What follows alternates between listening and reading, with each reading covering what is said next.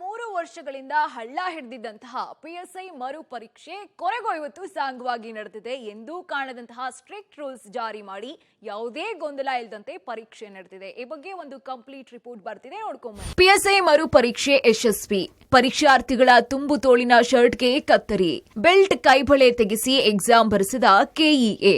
PSI ಮರು ಪರೀಕ್ಷೆ ಕೊನೆಗೂ ಇವತ್ತು ಸಾಂಗವಾಗಿ ನಡೆದಿದೆ. ಬೆಂಗಳೂರಿನ 117 ಪರೀಕ್ಷಾ ಕೇಂದ್ರಗಳಲ್ಲಿ 44,000 ಅಭ್ಯರ್ಥಿಗಳು ಇವತ್ತು ಪರೀಕ್ಷೆಯನ್ನ ಫೇಸ್ ಮಾಡಿದ್ರು.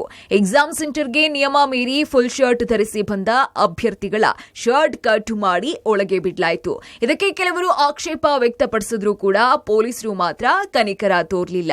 ಇನ್ನು ಗದಗದಿಂದ ಬಂದ ಅಭ್ಯರ್ಥಿಯೊಬ್ಬ ಧರಿಸಿದ ಕಡಗ ತೆಗೆಯೋದಕ್ಕೆ ಅವರ ಕೈಗೆ ಸೋಪ್ ಕೂಡ ಹಚ್ಚಲಾಯಿತು. ಬೆಲ್ಟ್ ಶೂ ಧರಿಸಿ ಬಂದವರನ್ನು ಕೂಡ ಒಳಗೆ ಬಿಡಲಿಲ್ಲ. ಇನ್ನು ಬಳೆ ಧರಿಸಿ ಬಂದ ಅಭ್ಯರ್ಥಿಗಳಿಂದ ಬಳೆ ತೆಗೆಸಲಾಯಿತು. ಯಾವುದೇ ಎಲೆಕ್ಟ್ರಾನಿಕ್ ಉಪಕರಣಗಳನ್ನ ಪರೀಕ್ಷಾ ಕೇಂದ್ರಕ್ಕೆ ಕೊಂಡೊಯ್ಯೋದಿಕ್ಕೆ ಬಿಡಲಿಲ್ಲ.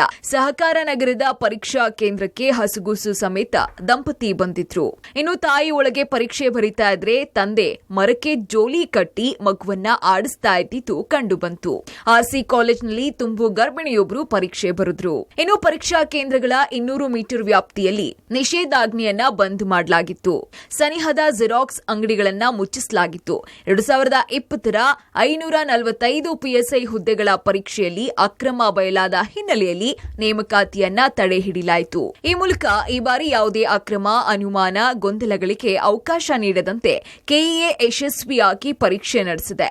44,000 ಅಭ್ಯರ್ಥಿಗಳಲ್ಲಿ 545 ಪಿಎಸ್ಐಗಳು ಯಾರಾಗ್ತಾರೆ ಅಂತ ರಿಸಲ್ಟ್ ಬಂದ ಬಳಿಕ ಗೊತ್ತಾಗುತ್ತೆ. ಭಾರಿ ಬಂದೋಬಸ್ತ್ನಲ್ಲಿ ಕಟ್ಟುನಿಟ್ಟಾಗಿ ಎಕ್ಸಾಮ್ ಅನ್ನು ನಡೆಸುವ ಕೆಲಸವನ್ನ ಪೊಲೀಸ್ ಇಲಾಖೆಯ ಸಹಯೋಗದೊಂದಿಗೆ ಕೆಇಎ ನಡೆಸ್ತಿದೆ. ಆಗಾಗ ಪೊಲೀಸ್ ಅಧಿಕಾರಿಗಳು ಕೂಡ ಎಂಟ್ರಿಯನ್ನು ಕೊಟ್ಟು ಏನು ನಡೀತಿದೆ ಅನ್ನೋ ನಿಟ್ಟಿನಲ್ಲಿ ಒಂದಷ್ಟು ವಿಚಾರಣೆಯನ್ನು ನಡೆಸುವ ಕೆಲಸವನ್ನು ಮಾಡಲಾಗ್ತಿದೆ. ಒಟ್ಟಾರೆಯಾಗಿ ಸುಮಾರು 117 ಕೇಂದ್ರಗಳಲ್ಲಿ 54,000 ಅಭ್ಯರ್ಥಿಗಳು ಇದೀಗ PSI ಎಕ್ಸಾಮನ್ನು ಬರೀತಿದ್ದಾರೆ. ಕ್ಯಾಮ್ರಾ ಪರ್ಸನ್ ಗಣೇಶ್ ಜೊತೆ ನರಸಿಂಹಮೂರ್ತಿ, ಪಬ್ಲಿಕ್ ಟಿವಿ.